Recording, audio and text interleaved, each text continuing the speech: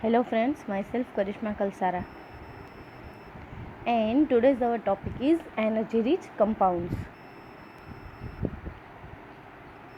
Now what is energy rich compounds or high energy compounds? So compounds having a huge amount of energy and their chemical structure bonds are known as high energy compounds. એટલે એવા compounds જેની અંદર જેના chemical structure એના બોન્ડની અંદર high energy હોય એને કહેવાય high energy yielding compound or energy rich compound. They play key role in metabolism.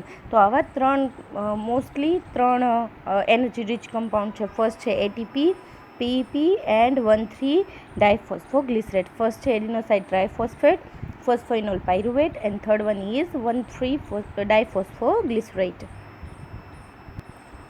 First છે ATP. What is ATP? ATP is the most abundant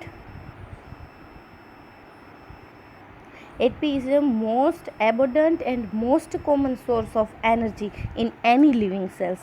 It is involved as a source of energy early in evolution. એટલે કે પહેલેથી એને energy source તરીકે count કરવામાં આવ્યો છે.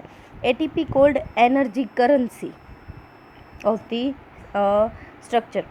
Now structure of ATP.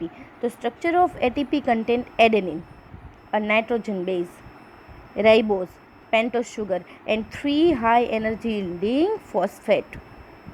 શું છે તો કે એની પાસે એડિનોસાઇન છે, nitrogen bases, ribose and pentose sugar and 3 high energy yielding phosphate. હવે તો કે એડેનાઇન છે એ જોઈન થયેલું છે રાઇબોઝ શુગર સાથે બાય ગ્લાયકોસિડિક લિંકેજીસથી. રાઇબોઝ શુગર સાથે એટલે રાઇબોઝ શુગરનો જે first carbon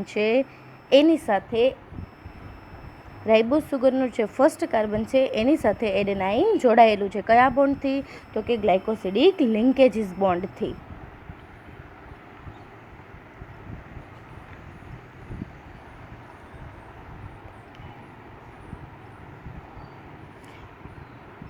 fifth carbon of ribose sugar and phosphate આ બંને બાઇન્ડ થયેલા છે ester લિંકથી.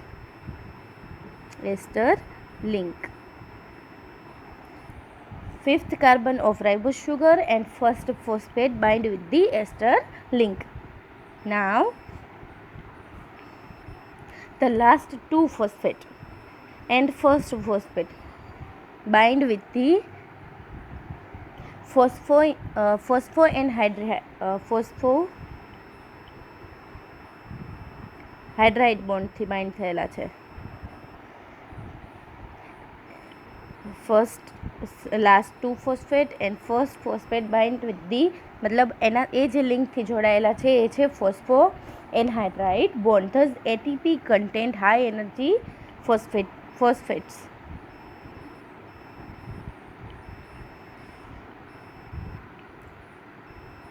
Phospho anhydride bond and ester linkages.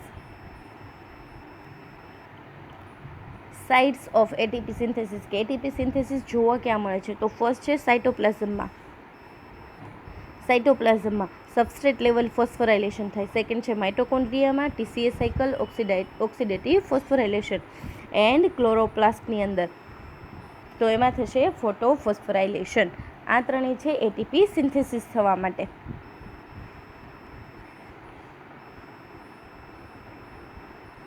First છે substrate level phosphorylation. Substrate level phosphorylation mainly occur in a cytoplasm. The cell known as an example of substrate level phosphorylation is payoff phase of glycolysis. ગ્લાયકોલાઇસિસનું payoff phase કહેવામાં આવે છે. Substrate level ફોસ્ફોરાઇલેશનમાં થાય છે શું તો કે આનો એક્ઝામ્પલ છે કે 1,3 બિસફોસ્ફેટ કન્વર્ટ થાય છે 3 ફોસ્ફોગ્લિસરેટની અંદર અને એન્ઝાઇમ આવે છે ફોસ્ફોગ્લિસરેટ કાઇનેઝ એન્ઝાઇમ જે એડીપીનું એટીપીમાં કન્વર્ઝન કરે છે. હવે આ છે શું તો કે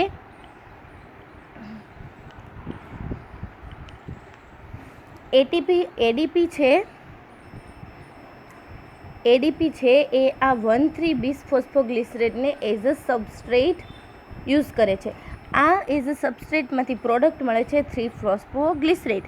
એટલે શું થશે તો કે બીસફોસ્ફોગ્લિસરેટ છે એ એનો એક ફોસ્ફેટ છે એ રિમૂવ કરી દેશે અને કોણ ગેઇન કરશે તો કે એડીપી, અને આ એડીપી છે એ કન્વર્ટ થઈ જશે એટીપીમાં, જે આપણે જોઈએ છે એટીપી. આ હતું સબસ્ટ્રેટ લેવલ ફોસ્ફોરાયલેશન કે 1,3-બીસફોસ્ફોગ્લિસરેટ છે કન્વર્ટ થાય છે 3-ફોસ્ફોગ્લિસરેટમાં અને એડીપી કન્વર્ટ થઈ જાય છે એટીપીમાં. એન્ઝાઇમ છે ફોસ્ફોગ્લિસરેટ કાઇનેઝ. 1,3-બીસફોસ્ફેટ એનો એક ફોસ્ફેટ રિમૂવ કરે છે. આ ફોસ્ફેટ જાય છે એડીપી પાસે, જે એનું કન્વર્ઝેશન કરી દે છે એટીપીની અંદર.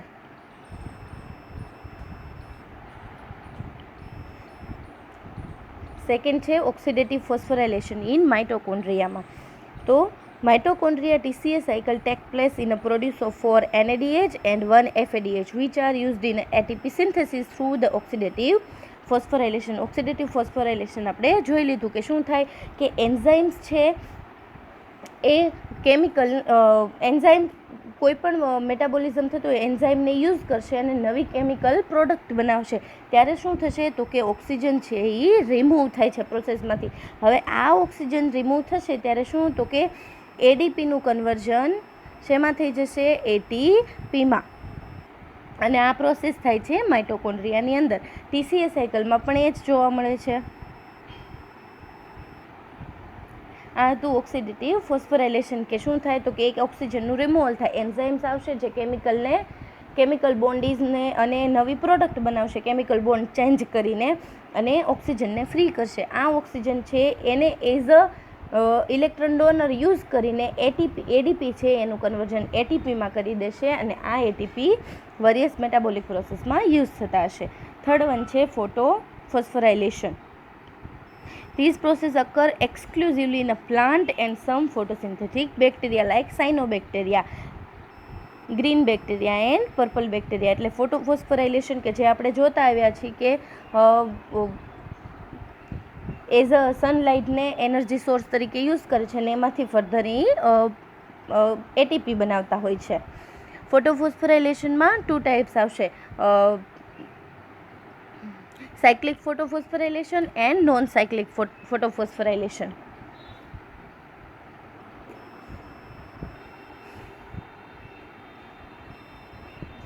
Role of ATP in metabolism. હવે એટીપીનો રોલ શું છે તો કે ATP provide energy to any reaction by hydrolysis of enzyme ATPase. એટલે કે એટીપી છે એ કોઈ પણ એનર્જી એને as a energy source use થાય છે કોઈ પણ રિએક્શનમાં. તો શું થશે તો કે એનું હાઇડ્રોલાઇસિસ થાય છે. કયા એન્ઝાઇમ દ્વારા તો કે એન્ઝાઇમ એટીપેઝ દ્વારા. એન્ઝાઇમ એટીપેઝ આવ્યો, કન્વર્ઝન થયું ADP plus ફોટોનમાં. These are 2 main functions of ATP inside the cell. First કયું છે તો કે provide energy as a form of phosphate and second one is provide ADP for new ATP synthesis. એટલે કે જ્યારે એટીપીમાંથી એડીપીમાં convert થાય છે ત્યારે એક ફોસ્ફેટ ફ્રી થાય છે. આ ફોસ્ફેટ છે એઝ સેલ છે as a energy source use કરશે. જ્યારે એડીપી ફ્રી થયો તો આ એડીપી ફરીથી એટીપી સિન્થેસિસમાં જતો રહેશે. ATP act as a coenzyme in the reaction and facilitate the enzyme substrate reaction by lowering down to the activation enzyme. એટલે કે કઈ રિએક્શન કરશે lowering down to the activation enzyme. એટલે કે ગ્લુકોઝ પ્લસ ફોસ્ફેટ બન્યું glucose 6 phosphate plus H2O એટલે delta G0. ત્યારે Gibbs free energy delta G0 શું છે ગિબ્સ ફ્રી એનર્જી તો કે જ્યારે ગ્લુકોઝનું ગ્લુકોઝ 6 ફોસ્ફેટમાં કન્વર્ઝન થાય છે ત્યારે આપણને કેટલી એનર્જી મળે છે તો કે 13.8 કિલો જૂલ પર મોલ. અને જ્યારે એટીપીનું એડીપીમાં કન્વર્ટ થાય છે ત્યારે આપણને ગિબ્સ ફ્રી એનર્જી મળે છે -30.5 કિલો જૂલ પર મોલ. અને જ્યારે એટીપી પ્લસ ગ્લુકોઝ બંને બાઇન્ડ થઈ જાય ત્યારે કન્વર્ઝન થાય એડીપી પ્લસ ગ્લુકોઝ 6 ફોસ્ફેટમાં, ત્યારે આપણને ગિબ્સ ફ્રી એનર્જી મળે છે 16.7 કિલો જૂલ પર mall. For any of the occur in a forward direction, the free energy change must be negative. એટલે કે ઓલવેઝ જ્યારે કોઈ ચેન્જીસ થતા હોય ફોરવર્ડ ડાયરેક્શનમાં ત્યારે આપણને એનર્જી એના નેગેટિવ ચેન્જમાં મળશે. In the first reaction delta G0 is a positive. First reaction જ્યારે કરતા હતા ત્યારે G0 પોઝિટિવ હતી But along with the reaction, the hydrolysis of ATP also take place with the high negative value. પણ જ્યારે આપણે એડીપીમાં convert કરીએ છીએ ત્યારે આપણને જે એનર્જી મળે છે એ હાઈ નેગેટિવ વેલ્યુમાં મળે છે. અને એનો જ્યારે આપણે સમ કરીએ છીએ, so the sum of reaction delta G0 value is negative. ત્યારે આપણને ડેલ્ટા G0 છે એ નેગેટિવ મળે છે, કેમ કે એ ફોરવર્ડ ડાયરેક્શનમાં છે. Thus the free energy change is a sequential reaction are additional and ATP provide energy to the reaction. એટલે કે આપણને એટીપી છે એ રિએક્શનને એનર્જી પ્રોવાઈડ કરે છે.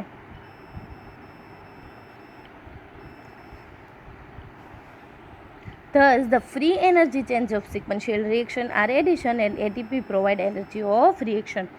Moreover, ATP also donates its adenyl group or adenyl group sometimes. એટલે કે ક્યારેક ATP છે એનું એડિનાઇલ ગ્રુપ અથવા એડિનિલિન ગ્રુપ પણ પ્રોવાઈડ કરે છે. Like sulphur estimation. સલ્ફર એસ્ટિમેશનમાં શું થાય છે તો કે એન્ઝાઇમ છે sulphate એડિનાઇલ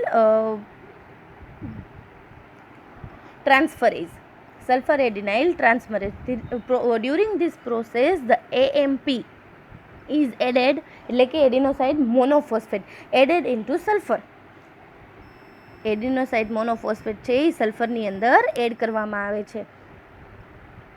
by enzyme adenyl sulfate transferase. Thus ATP also provide its adenyl group to facilitate this reaction. એટલે એ કન્વર્ટ થઈ જાય છે એડિનાઇલ સલ્ફેટની અંદર. એટલે કે એટીપી પણ એનું એડિનાઇલ ગ્રુપ છે એ સલ્ફેટને પ્રોવાઈડ કરે છે. આ હતું એટીપી ફર્સ્ટ. આ ફર્સ્ટ હતું એટીપી. નાવ સેકન્ડ છે phosphoenol pyruvate PEP. Phosphoenol pyruvate are provide energy by substrate level. Phosphorylation આપણે હવે સબસ્ટ્રેટ લેવલ ફોસ્ફોરાઇલેશન આગળ એટીપીમાં જોઈ લીધું. શું થાય છે તો કે PEP છે ફોસ્ફોઇનોલ પાયરુવેટ છે એ કન્વર્ટ થઈ જાય છે ડાયરેક્ટ પાયરુવેટમાં. ત્યારે શું થાય છે તો કે ફોસ્ફોઇનોલ પાયરુવેટ છે એ એનું એક ફોસ્ફેટ ગ્રુપ રિમૂવ કરી દે છે અને કન્વર્ટ થઈ જાય છે પાયરુવેટમાં. અને એ ફોસ્ફેટ કોણ લઈ લેશે તો કે એડીપી, અને એ કન્વર્ટ થઈ જશે એટીપીની અંદર. એન્ઝાઇમ્સ આવશે pyruvate કાઇનેઝ. Phosphoenol pyruvate converted into pyruvate by the donating high energy phosphate and form ATP from ADP by enzyme pyruvate kinase during the glycolysis process. આપણને ગ્લાયકોલાઇસિસ ખબર છે. થર્ડ છે bisphosphoglyceric acid. Third one is high energy rich કમ્પાઉન્ડમાં first હતું ATP, second છે phosphoenol pyruvate and third one છે bisphosphoglyceric acid. It is also high energy rich compound provide ATP by the substrate level phosphorylation. થશે શું તો કે 1,3 bisphosphoglycerate છે એમાંથી કન્વર્ટ થઈ ગયું 3 ફોસ્ફોગ્લિસરેટમાં. અગેન એનું એક ફોસ્ફેટ એને રિમૂવ કરી દીધું. 1,3 bisphosphoglycerate એક એનું ફોસ્ફેટ ગ્રુપ રિમૂવ કરી દીધું અને કન્વર્ટ થઈ ગયું 3 ફોસ્ફોગ્લિસરેટમાં. અને એડીપી છે એનું કન્વર્ઝન થઈ ગયું એટીપીમાં.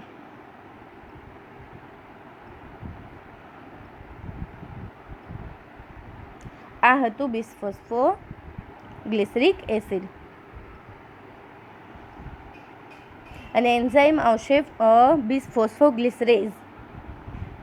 ફર્સ્ટ જોયું આપણે એટીપી, સેકન્ડ આપણે જોયું phosphoenol pyruvate and third one is bisphosphoglycerate. આ હતા હાઈ એનર્જી રીચ કમ્પાઉન્ડ.